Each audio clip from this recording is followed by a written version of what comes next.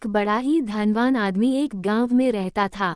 जैसे कि ज्यादातर पैसे वालों को होता है, इस धनवान सेठ को भी अपने पैसों का घमंड था। वह जिस गांव में रहता था वहां पर ज्यादातर लोग किसान थे।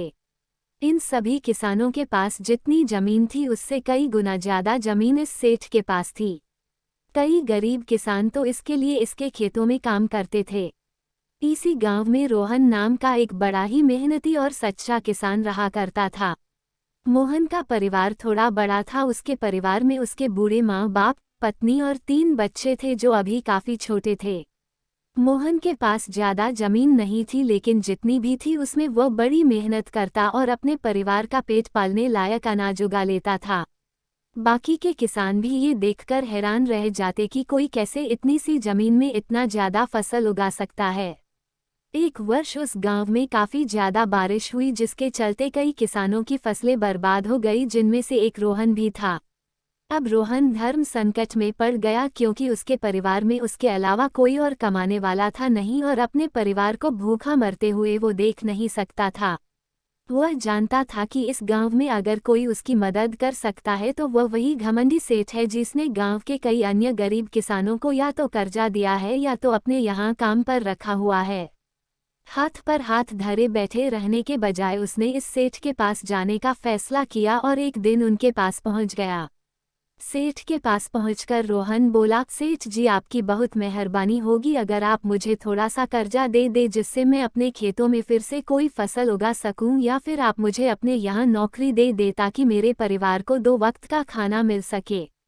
घमंडी सेठ को उसकी इन बातों से कोई मतलब था नहीं, लेकिन गांव के सारे लोगों की तरह वह भी यह जानता था कि रोहन कितना मेहनती है और वह जिस भी खेत में काम करेगा वहां वह 2 गुनी फसल उगा सकता है।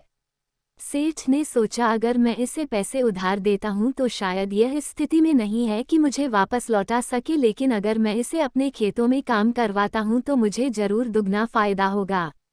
सेठ रोहन से बोला, देख भाई, पैसा तो मैं तुझे दूंगा नहीं और मेरे पास अभी खेतों में काम करने के लिए कई किसान पहले से मौजूद है, लेकिन तुझ पर तरस खाकर मैं तुझे अपने खेतों में नौकरी देता हूँ, पर मैं तुझे इसके लिए ज्यादा पैसे नहीं दूंगा। बाकी किसानों को मैं 300 देता हूँ, मैं तुझे 200 ही दे पाऊंगा। मरता क्या ना करता। रोहन ने सेठ की शर्त मान ली और उसी दिन से सेठ के खेतों में काम करना शुरू कर दिया। 2 महीनों तक नियमित वो सेठ के खेतों में जाकर कड़ी मेहनत करता और देखते ही देखते 4 महीने का काम उसने अपनी मेहनत से 2 महीनों में ही खत्म कर दिया। सेठ उसके काम से काफी खुश था, लेकिन वो कभी उसको यह जताता नहीं था। जब सेठ ने देखा कि उसका खेतों का काम अब खत्म हो चुका है, अगर वह रोहन को काम से निकाल देता है तो उसके 2 महीनों के पैसे बच जाएंगे, तब सेठ ने रोहन को काम से निकालने का फैसला किया। एक बार सेठ को ये विचार भी आया कि इतना मेहनती आदमी शायद उसे दोबारा ना मिले, लेकिन फिर उसने सोचा कि जब अगले साल काम आएगा तब उसे फिर से नौकरी पर रख लेगा। आखिर इस गांव में उसके अलावा है ही कौन जिसके आगे ये लोग अपने हाथ फैलाएंगे। एक दिन सेठ ने रोहन को अपने पास बुलाकर उसको उस दिन का पैसा दिया और साथ में ये भी कहा कि कल से तुमको काम पर आने की जरूरत नहीं है। अब मेरे पास तुम्हारे लिए कोई काम नहीं बचा है। जब मेरे पास काम आएगा तो मैं तुम्हें बुला लूंगा। ये सुनकर मोहन का दिल बैठ गया। पिछले 2 महीनों से कम ही सही उसके बच्चों और परिवार के पेट में अन्न का दाना जा तो रहा था, अब वह क्या करेगा। यही सोचकर उसकी आंखों से आंसू निकल आए। रोहन ने सेठ के पैर पकड़ लिए और गिड़गिड़ाने लगा, सेठ जी मुझे इस काम की बहुत जरूरत है, मुझे मत निकालिए। अपने मतलब से मतलब रखने वाला सेठ टस से मज ना हुआ। उसने खरी खोटी सुनाकर रोहन को वहां से चलता कर दिया और मन ही मन 2 महीनों की तनख्वाह बचने से खुश होने लगा। अगले दिन जब सेठ सवेरे उठा और अपने आंगन में आया तो उसने देखा कि रोहन उसके आंगन में बैठा है। सेठ ने उसको पास बुलाकर पूछा कि क्या हुआ, तुम क्यों यहाँ पर बैठे हो। रोहन बोला, सेठ जी मुझे वापस काम पर रख लीजिए, आप जानते ही हैं मेरी आर्थिक परिस्थिति कैसी है, थोड़ी दया कीजिए। लेकिन सेठ ने उसकी एक न सुनी और फिर एक बार उसे बुरा भला कहकर वहां से जाने के लिए कहा। बेचारा रोहन अपना सिर नीचे झुका के वहां से चला गया। अगले दिन फिर यही घटना दोहराई गई। रोहन फिर सेठ के आंगन में बैठा था। सेठ ने फिर उसको वहां से जाने के लिए कहा।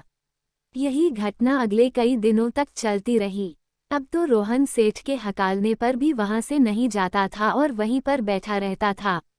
एक बार सेठ ने उससे पूछ लिया, तुम कैसे आदमी हो? मैं तुम्हारा इतना अपमान करता हूँ लेकिन तुम्हें कोई फर्क ही नहीं पड़ता।